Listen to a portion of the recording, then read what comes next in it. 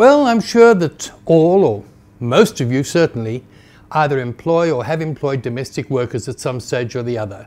You know, those mainly women, almost exclusively women, who look after the children, clean the house, maintain the house, etc.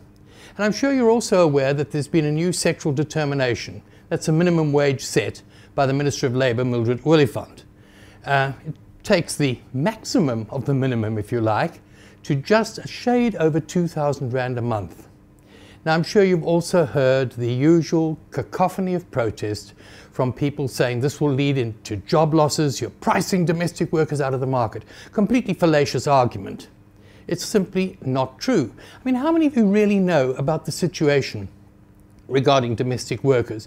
You know that next year it'll be 50 years since the first organisation was formed to fight for a living wage and decent hours for domestic workers. And they keep on fighting. Now, the reality is very simple.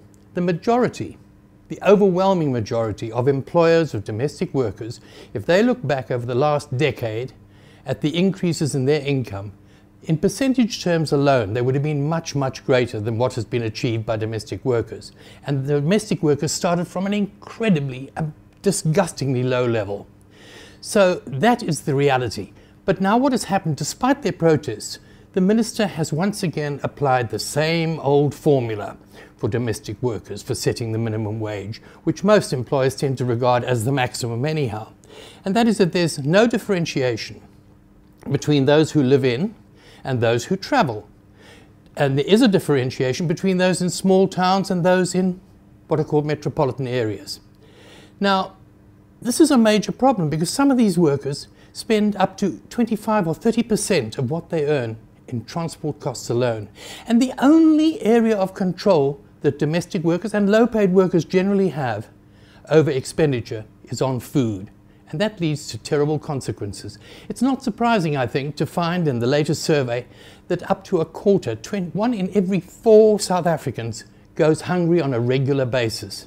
Domestic workers are part and parcel of that. And that leads to tremendous problems, health problems, etc., which impact on all of society.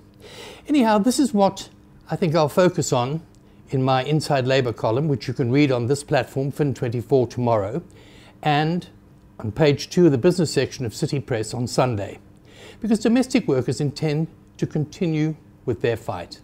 So that's what I think we should all be thinking about. And of course, you can always make your comments, ask questions, criticize, whatever. I'd like to hear from you at editor@fin24.com. That's editor@fin24.com.